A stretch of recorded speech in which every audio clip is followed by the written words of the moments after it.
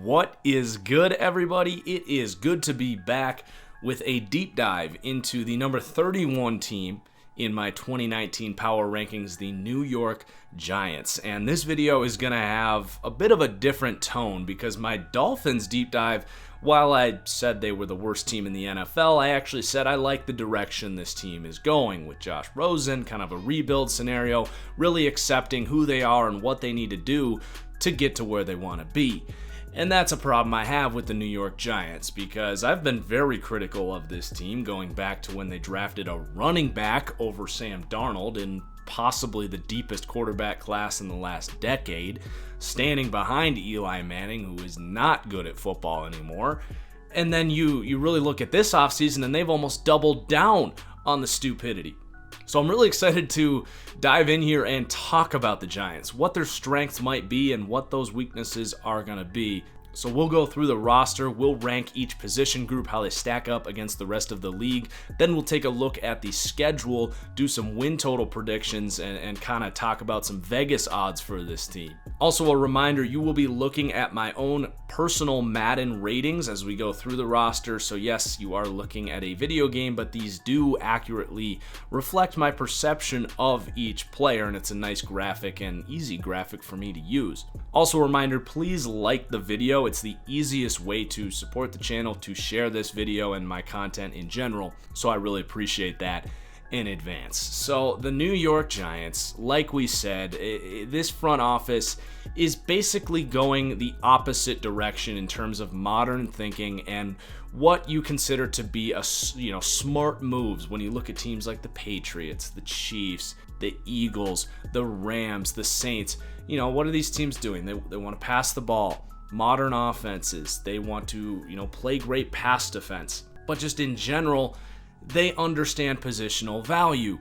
Unlike the New York Giants, who drafted a running back ahead of Sam Darnold, who traded Odell Beckham, one of the best playmakers and mismatch problems in the NFL, for what turned into a nose tackle and a developmental safety.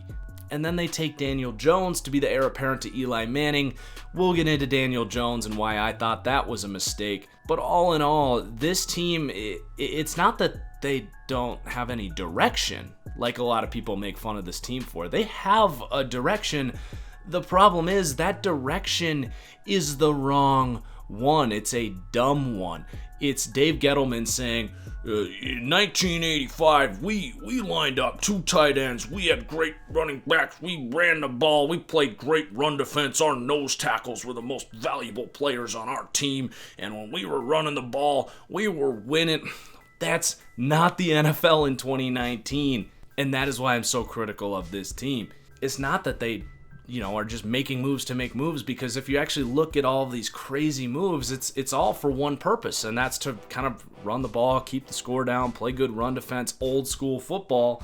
But that doesn't work anymore. You need elite quarterback play. You need to, shut down the pass. You need to get after the quarterback. Yeah, you need good offensive linemen as well, and that's part of what they're doing.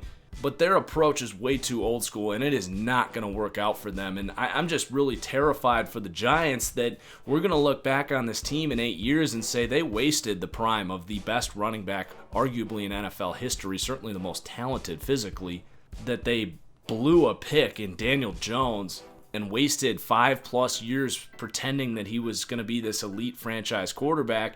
If I had to bet my money that that's the shake on the Giants in 5-6 years, I'd feel pretty damn confident doing that. So let's get into the roster here, starting with the quarterbacks, which is going to be an interesting conversation to be had here. So you got Eli Manning, and there's going to be Giants truthers out here that may have already stopped listening to this after my intro, but they're going to say that Eli Manning, you can't spell elite without Eli, that he's a 2-time Super Bowl champion, that his stats are fantastic. Well, you know what? Of course his stats are fantastic. He's got one of the best receiving cores in the NFL. He was like the 39th most pressured quarterback in the NFL on a drop back rate percentage last year. And their defense stunk, so they had to pass the ball. So yeah, of course his stats were okay. But you watch him, he is a sporadic thrower of the football. His decision making has dropped off, and he can't move at all. And I don't even know if I would say that he doesn't have the arm talent anymore to make every throw. It's just that he has lost so much confidence, accuracy, and really ability to go through his reads that I just don't trust him on any given snap. So Eli himself comes in as like a bottom 5 quarterback for me. And I cannot believe that they've stuck with him as long as they have. And he is going to be the starter at least week 1 yet again. Now, where does Daniel Jones come in here? When does he play? Dave Gettleman said we want to, do the Aaron Rodgers, Patrick Mahomes thing and sit this guy for multiple years. It's not going to happen here because Eli Manning is not going to be any good. Daniel Jones, in my opinion, is going to end up starting sooner rather than later. I would guess by about week 7 or 8 if this team is not producing with Eli Manning, which I do not expect. So what is Daniel Jones? Top 6th overall pick out of Duke. He's got decent mobility. He's an okay passer in terms of accuracy, but once you get, more than 20 yards downfield, he's very sporadic. His arm talent is fine. He's got an NFL arm, but it is far from elite.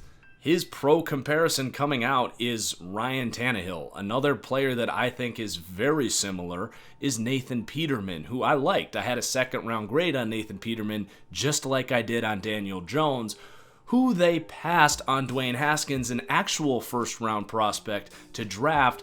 They also passed on potentially taking like an Ed Oliver or a difference-making pass rusher just to make sure that they got their guy. No one was taking Daniel Jones at 6, Dave Gettleman. I know the Redskins scared you into that, but that was never going to happen. Dwayne Haskins was their guy, and you let the Washington Redskins, your division opponent, get Dwayne Haskins at 15 by screwing this all up. Oh, by the way, you also could have had Josh Rosen for a 2nd-round pick and use both those picks on two difference-making defensive players. Or, hell, get a right tackle like Andre Dillard, who you let go to Philadelphia at 17 instead of taking a nose tackle. Like, what the hell is going on in New York? I'm sorry. I know people want to say that they are NFL GMs and they know better than what you're doing. Like, stop it.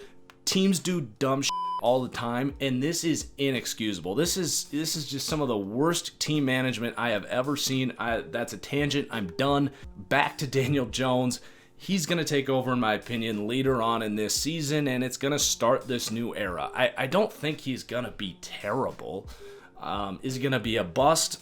I would say, yeah. Like, to draft a guy at number 6, like, you want him to have some sort of elite upside. I just don't see that in him. He's like a Ryan Tannehill. He could come in and, throw for 250 yards a game. They've still got some good receivers here. The offensive line's a lot better than people give him credit. You got Saquon. Like, he could do some things, but is he ever going to be that quarterback that can elevate you to being like a playoff contending, Super Bowl contending team, just like the Dolphins experienced with Ryan Tannehill? I really, really don't think so.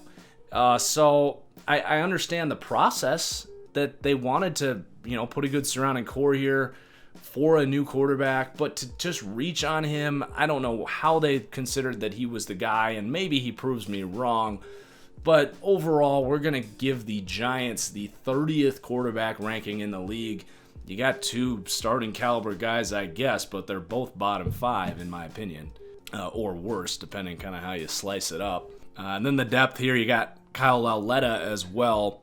Was not a fan of that pick when they made it. He's had some arrests now. I think his career's kind of in jeopardy. So that's the quarterback situation. I'm going to try not to be too condescending moving forward, especially with this next position here, the running back, Saquon Barkley, who in my opinion is the best running back in the NFL. And that's where I think a lot of people get confused when I say that they messed up taking Saquon Barkley. Because I said week 2 as early as anyone else out there that Saquon Barkley is the best running back in the NFL.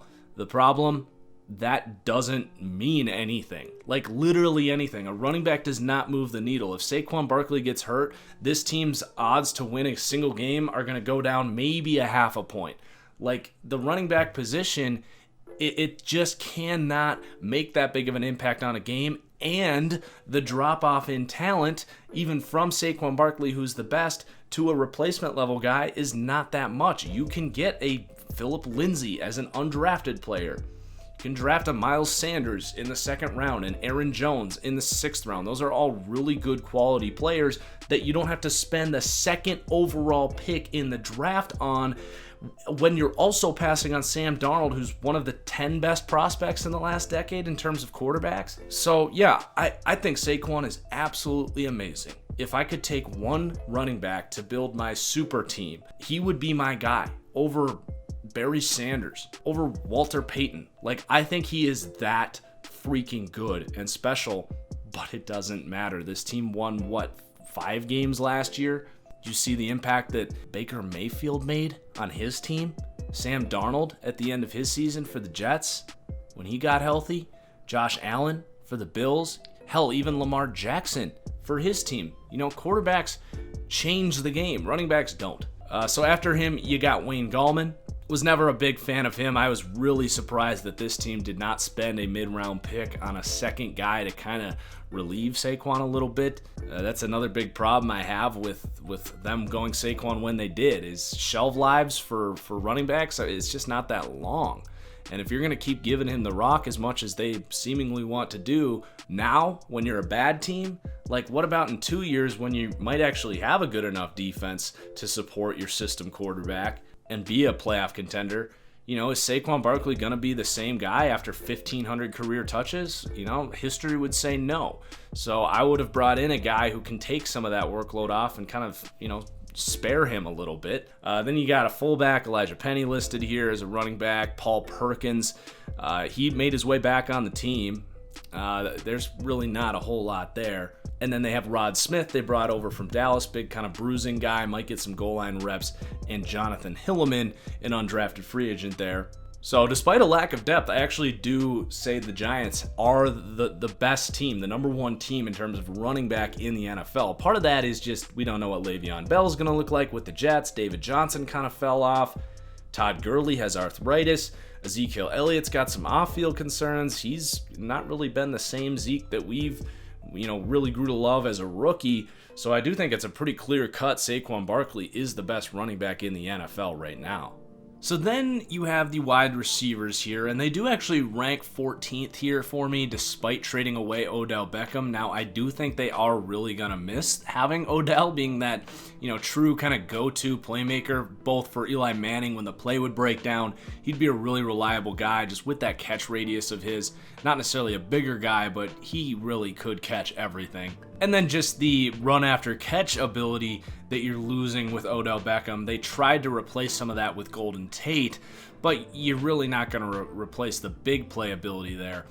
So I would say the number 1 here is going to be Sterling Shepard, and it is going to be a pretty even split here between Shepard, Tate, obviously Saquon, and then Evan Ingram. I don't think they really feel like they need a true number 1 because they are going to kind of spread the ball around, and Eli's, you know, not really making anyone that much better anyway, so they're just going to kind of, you know, get yards when they can, spread the ball around, show different looks, use different skill sets. So, you know, it'll be interesting. Sterling Shepard, I am certainly interested in seeing what he can do now in his first year without Odell here, because he really is one of the more underrated route runners in the league. His hands are fine. You know, he's not a huge wide receiver, but he's got a little bit of size to him, can definitely move, has all the physical traits you look for. So does he kind of take a step up? You know, I think the profile for him to become a number 1 wide receiver would be something like a Doug Baldwin, maybe a Keenan Allen.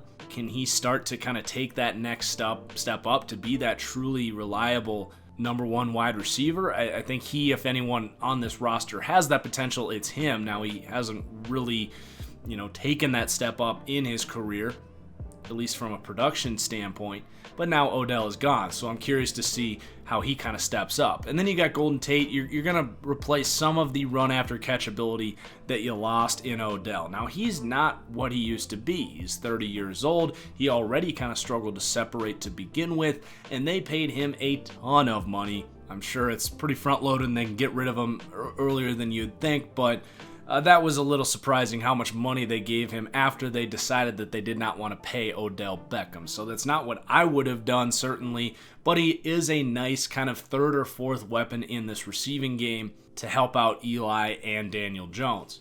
Problem is, you got a really big drop-off after those two. Corey Coleman, we're not counting on him. He showed some nice things here for New York at the end of the year, but I would certainly not count on him. Benny Fowler, kind of a journeyman in a way. Cody Latimer, a high upside second-round pick from Denver, 200 years ago. He's never done anything. You got Russell Shepard, another kind of high upside former 5-star prospect that has never panned out in the NFL. So kind of similarities there between Coleman, Latimer, and Russell Shepard. Then you got Darius Slayton. They draft in the 5th round. He's an intriguing player that I liked. I thought that was a good pick. Can he kind of find his way into being the number 2 outside wide receiver in this pretty thin group? Because Golden Tate's going to do a lot of stuff in the slot. That wouldn't surprise me. So keep an eye on him. Also, Alex Wesley, more of a slot guy out of Northern Colorado. So they have a lot of problems in terms of the depth here. And then at tight end, you've got Evan Ingram, more of a wide receiver than a tight end. If he can stay healthy, can he kind of have that big breakout year for a tight end in his 3rd season?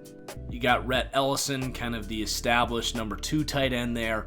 Scott Simonson, Garrett Dickerson, and then CJ Conrad out of Kentucky. I actually had a draftable, 5th round grade on him. Wouldn't be surprised if he came in and won the a spot on this roster and was the number 3 tight end here for some of the heavier sets that I think they actually do kind of want to run, because we know they want to run the ball. So I don't hate the wide receiver room. I do hate that they, the way they handled the Odell Beckham situation. But Golden Tate bringing him in was a nice little touch. You need him to be better than he was in Philadelphia, but Tate was good at the end of the season there for Philly, so you would think he still has some in the tank.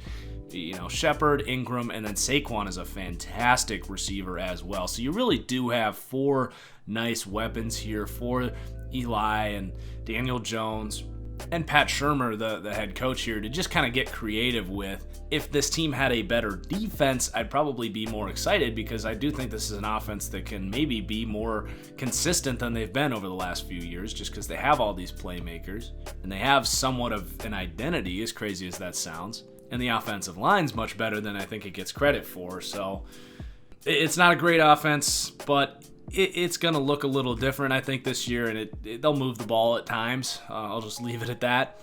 And then you have the offensive line. And like I said, Eli Manning was the 39th most pressured quarterback in the NFL last year, so that excuse is no longer valid for why Eli Manning is not putting up points. But you got Nate Solder at left tackle. They gave him a bunch of money. He was not worth the money they paid him, although he's much better than what they'd been lining up at left tackle before that with Eric Flowers. So he, I think a lot of people gave Solder crap because he got so much money, but it's not that he's terrible. He certainly belongs to be starting in this league. Then Will Hernandez was a really good rookie. They trade for Kevin Zeitler, who was arguably the best guard in the NFL last year. So you really do have a much better offensive line here. Then they have John Halapio. I know a lot of Giants fans are pretty high on him. I don't see a whole lot there. He seems like a really low-level, center that should probably be your backup center. He had some decent games last year, though. And then at right tackle, this is where I have a huge issue. Mike Remmers is going to kick back outside to tackle. He was okay in Carolina. He went over to Minnesota and bumped into guard, and he was one of the worst guards in the NFL. He couldn't stop a nosebleed with his pass protection. So when he gets benched, is it Chad Wheeler, Brian Mihalik, Chad Slade, Victor Salako? It is awful at right tackle, and that's where I have so much issue with them taking Dexter Lawrence. If they took Andre Dillard, a potential franchise tackle, and you have Solder there, but he's getting older, and you need 2 guys, I would actually have maybe completely changed my opinion on the scope of this team. And it's not like they addressed this later in the draft either. They didn't take an offensive lineman until the 7th round. So yes, they've been improving this offensive line, but it's still going to be a weakness at center and especially at right tackle. If it's an interior guy that's your worst guy, you can kind of get away with it. But if it's one of your tackles, we've seen time and time again that just doesn't work. So they do come in as the 20th offensive line. I think they're a little better than people realize. they're going to allow them to kind of exist as an offense, but that weakness at right tackle I think is too big of a hole for this to become any sort of explosive offense, because they are going to have to just kind of get rid of the ball quickly, let Saquon and Evan Ingram, Golden Tate, even Shepard kind of create yards after the catch, limit how long that they have to pass protect for, and then try to open up some run lanes now with Zeitler and Hernandez, who are really good run blockers. Try to spring Saquon free a little more, because if he gets in the open space, he can house anything. So, that's kind of what this team is hoping for. Just kind of nick away at the defense, 5 yards here, 6 yards there, and then hope that, maybe Saquon can spring a 60-plus yard touchdown, and that this defense can hang on and they can, hang in there and win 24-20. It's not a very good model, but it's the one they're going with. So then we flip over to the defensive side of the ball. The run defense here, this is going to be the strength of this team for what it's worth. I mean, that's what they've tried to, make that their identity. They already had a good defensive line last year. Dalvin Tomlinson's a good player. BJ Hill can certainly play, a third-round pick last year. They also have RJ McIntosh, a fifth-round pick last year. Some veterans, Olsen Pierre, John Jenkins.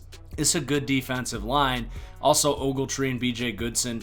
They have their weaknesses in coverage, but they are pretty solid run defenders. And then, of course, they draft Dexter Lawrence in the first round, which I already detailed my many problems with that. And I like Dexter Lawrence. He's a really good player, but he is a true nose tackle. He's not really going to become a pass-rushing interior guy. He's kind of redundant with what you have in Dalvin Tomlinson. It was just not worth that pick at all. You could have signed Danny Shelton. You could have waited till the fourth round and taken Greg Gaines, who a smart team like the LA Rams took in the fourth round. Really good run-stuffing nose tackle. But instead, they spend the 17th pick, the one they traded Odell Beckham for, on a freaking nose tackle. Like, come on, man.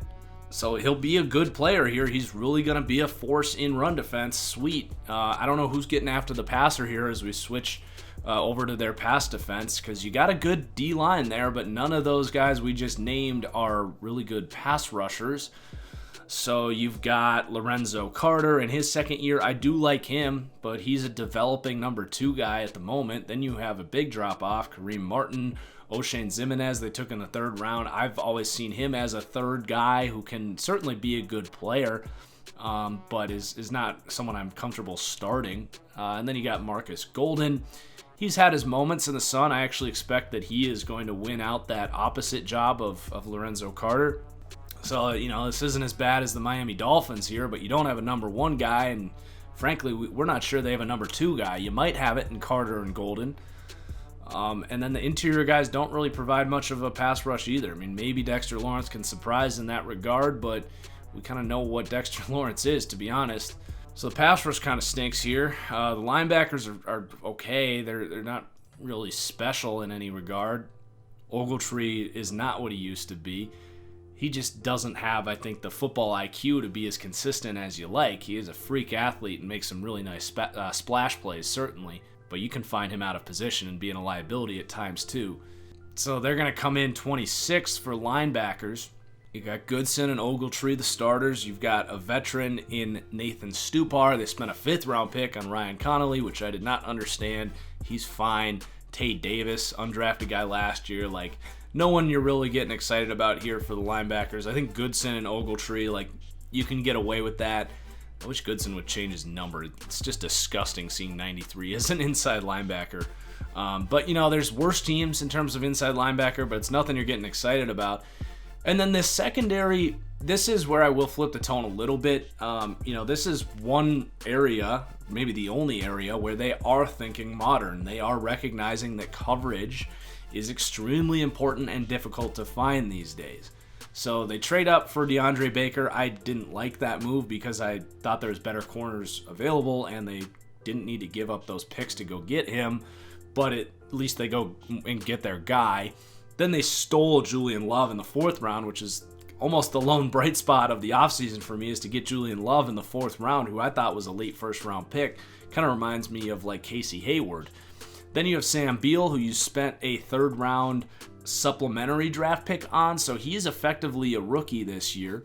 And then you still have Janoris Jenkins there, so you could do a lot. I also can't forget to mention Grant Haley, who's just a prototype, like undersized nickel corner, but he was a monster at Penn State. When he finally got on the field for the Giants last year, he was really dominant. So they have a really good group of corners now that I would certainly get excited about. And you also have Jabril Peppers there, who took a huge step up last year for Cleveland. He's a total freak athlete. So if he can, maybe take a step up again and be something close to what you had in Landon Collins, then it's going to make that Odell trade look a little better.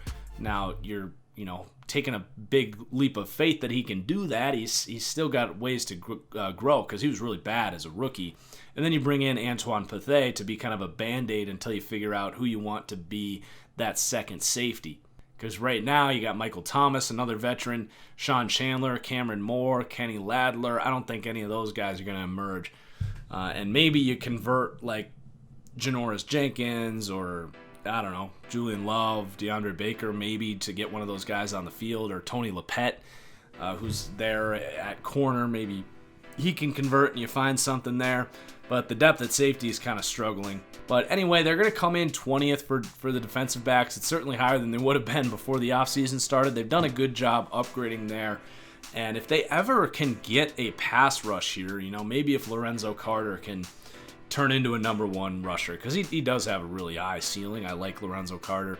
Or if you get the combination of Carter and Marcus Golden to kind of reemerge, then you might be a little surprised by this defense. But I don't think these guys in the secondary are good enough to kind of win alone. I think they're still at a stage, because they're younger, that you're going to have to help them develop with a pass rush. And I just don't think the Giants have that. So you could do worse defensively. They're going to have some games against worse offensive lines where I think they actually look pretty good, and these young guys in the secondary might shine a little bit. But if you go up against competent offensive lines, I think this defense is going to get kind of run over. And notice how I'm not talking about how their ability to stop the run makes any impact on if they can win or lose. Yeah, it just doesn't matter in 2019. So as a whole, they come in 28th offensively. Like I said, they're going to be able to do some things on offense. It's just not going to be very explosive, and there's going to be some weeks where I think this looks pretty bad. And then defensively, I've got them at 30th. It's just, you don't know exactly what you're getting from that secondary. And then the front seven, I don't love the linebackers, and I don't love the pass rush. I like the run defense, but that's pretty low on the pecking order in terms of how you play defense in 2019. And then the coaching culture also dragging it down here. I just don't think the players here buy in. I think they're going to look at like Daniel Jones coming in here and Eli Manning. And, not everyone wants to admit it, but coaching culture, a lot of it just has to do with who your quarterbacks are. There's something to be said about going into the office every day and you go to the practice field and you see Aaron Rodgers warming up. You see Tom Brady warming up, Drew Brees. It gives you a certain added effect that players that have played for quarterbacks like that talk about all of the time, and it's just contagious. When you have just a genuine belief that you have a chance to win a Super Bowl, you're going to get that extra rep in. You're going to, try a little harder on the practice field, and that's just going to be contagious for everyone else. And I just don't know if the Giants players are really buying into what's going on right here, because they are really stuck in neutral as the rest of the league is getting better. So let's take a look at the schedule here. They're going to start at Dallas. We're going to give them a loss there. Dallas looking like they're going to be pretty good again this year. Then they're going to have a nice stretch here with Buffalo at Tampa Bay, which I gave them a loss, but with a question mark, and then Washington at home. So, if they started 3-1 with this schedule, that really would not be that surprising. But then you got Minnesota, New England, and then Arizona, which I gave a question mark, but that gets a little tougher. At Detroit, Dallas, at the Jets, at Chicago, Green Bay, at Philly. That stretch is really tough. I don't see them picking up a win in there. It may be at Detroit.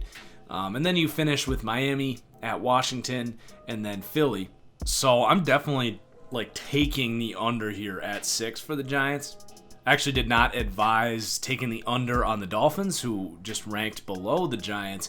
But I do think that the Dolphins actually have a higher ceiling than the Giants, just mostly about Josh Rosen. But with the Giants, I feel like they've kind of established this, a standard of mediocrity, and they're kind of stuck in purgatory. And I really just have a hard time seeing any world where they go over here at 6 wins. Like, I think the only way that truly happens is if Daniel Jones just comes out, wins that starting job, and is like the next Baker Mayfield or something. But I just really don't think that's going to happen.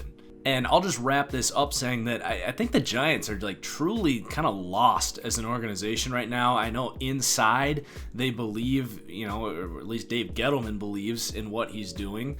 But I just, if I had to put my money on if this whole, kind of setup is going to work, I would bet against that. I think in 2 or 3 years, I'm sorry, I don't think Dave Gettleman is going to be the general manager here anymore. I don't think Daniel Jones is going to be the quarterback.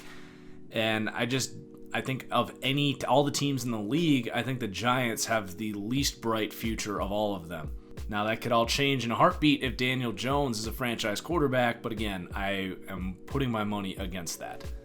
So that's going to do it for this deep dive. Again, guys, please do hit that like button. Really helps me out. Also, use promo code FranchiseGuy when you're shopping on SeatGeek. You'll get the best tickets there anyway, so you might as well save $20 on your first purchase. Make sure you find me on Twitter at TFG_football. Stay up to date on all my football takes.